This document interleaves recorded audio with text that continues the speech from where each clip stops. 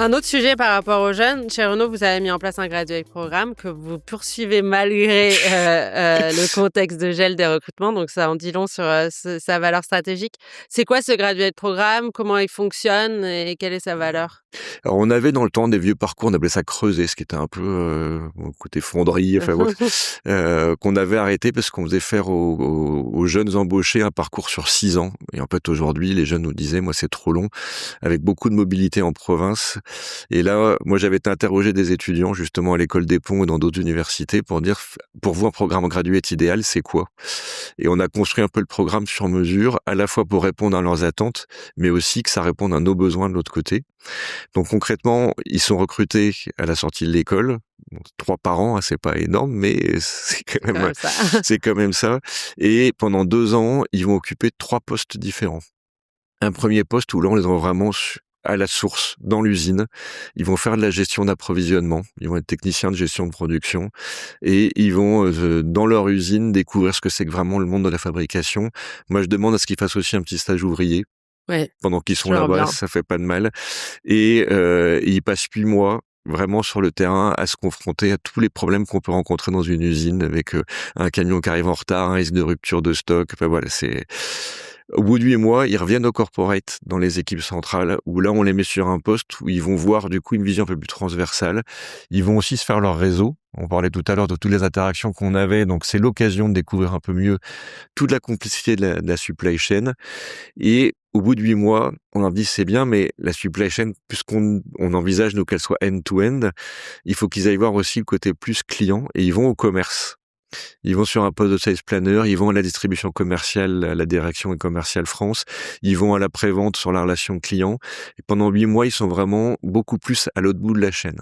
Du coup, en 2 ans, ils ont une vue quand même assez transversale des métiers. Et à l'issue, on leur propose un poste, on compte normalement sur eux pour que derrière, ils aient des progressions un peu plus rapides que d'autres. Et pendant les 2 ans, nous, on les accompagne en plus. Ils ont un directeur qui est leur tuteur, qui les voit régulièrement. Moi, je les vois aussi très régulièrement. Ils ont, comme on a plusieurs programmes graduates dans l'entreprise, des sessions, des journées avec les graduates des autres métiers, ce qui leur permet aussi de construire leur réseau, de commencer à tisser des liens avec des gens de la finance, du commerce, de l'industrie. Et voilà, en général, on a des très très bons retours. Là, la première promotion, quand elle a terminé, nous a fait tout un feedback très bien construit.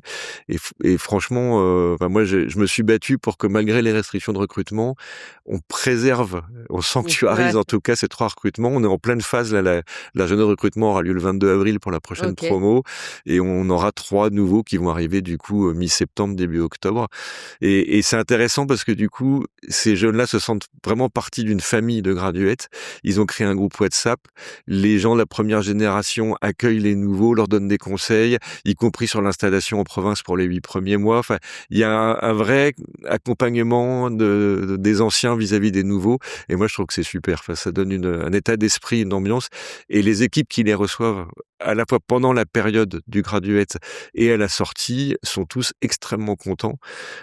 Pour la dernière phase dans le commerce, au début, j'avais un peu de mal quand je disais au commerce, allez, vous allez avoir quelqu'un pour 8 mois.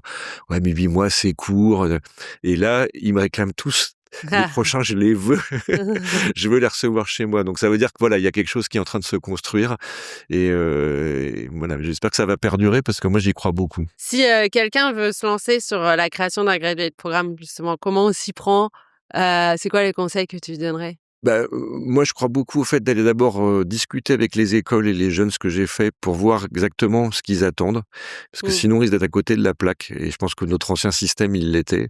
Et puis, de prendre le temps aussi d'échanger avec les managers des différents secteurs de l'entreprise pour construire le programme qui soit le mieux adapté à nos besoins, à la stratégie. Là, j'ai expliqué le programme d'aujourd'hui. Est-ce que dans 2-3 ans, on le fera pas évoluer en lui donnant une autre coloration ou d'autres priorités? Je pense qu'il faut pas rester figé non plus, mais c'est vraiment bien définir le besoin au départ, bien accompagner les jeunes tout au long du parcours. Et certains nous ont dit: «Ah bah, la supply chain, c'est sympa parce que entre le tutorat du directeur et l'accompagnement qu'on a côté RH par rapport à d'autres collègues qui sont dans d'autres métiers, nous, on a vraiment eu l'impression de se sentir portés pendant les 2 ans du parcours. Et ça, je pense que c'est important pour qu'ils aient pas l'impression d'être livrés à eux-mêmes. Souvent, on arrive dans une entreprise, un grand groupe, alors ça peut être aussi une moyenne entreprise, mais il y a tout un tas de codes à apprendre, il y a des procédures, il y a un langage, il y a un jargon, et voilà. C'est pas facile quand on débarque au milieu de tout ça. On parle souvent des problèmes de génération. Moi, je trouve que finalement, c'est un peu... c'est plus un sujet de culture d'entreprise, oui, je pense de que code. Puis 8 mois, ça passe vite. Donc au final, on est à peine habitué qu'il faut rebouger. Et on a des jeunes qui sont assez impatients. Moi, au bout de 4 mois, ils commencent déjà à me dire c'est quoi ma prochaine rotation. Je dis, attends, on va en discuter. Il n'y a pas d'urgence, mais on sent que voilà, ils sont très enthousiastes, ils sont très moteurs. Et souvent les directions où ils sont pendant les 8 mois leur donnent aussi des petits chantiers transversaux, soit du lean management, soit du progrès continu, soit de l'amélioration d'un outil. Enfin, voilà. Et comme ils sont là, ils sont jeunes, ils sortent de l'école, c'est l'opportunité aussi ils ont plein d'enthousiasme de profiter de cette présence pour travailler des sujets de fond. Et comment on les garde? Parce qu'une fois qu'on a fait ces trois rotations de gradués de programme, l'enjeu, c'est... Pour l'instant, la première promotion a terminé il y a 1 an, ils sont toujours là. J'espère que ça va durer. Je crois, pour moi, ma préoccupation, c'est de continuer à les accompagner, même s'ils sont plus dans le parcours, de s'assurer qu'ils sont bien accueillis dans les équipes où ils sont, que les missions qui leur sont données sont des vraies missions, et puis de suivre leur progression aussi pour la suite, quoi. Qu'ils aient pas l'impression finalement d'avoir été privilégiés pendant 2 ans, puis qu'après le gradué était terminé et c'est fini, on n'en parle plus. Ouais. Avec ce podcast, j'ai envie de rassembler une véritable communauté de professionnels qui apprennent les uns des autres. Alors dites-moi, qui aimeriez-vous entendre ici? Qui pourrait partager une perspective enrichissante? Écrivez-moi sur LinkedIn pour en parler. Si vous l'avez apprécié, pensez à le partager autour de vous, à le noter 5 étoiles sur votre plateforme de podcast et à vous abonner. D'ici là, prenez soin de votre supply chain et à très vite.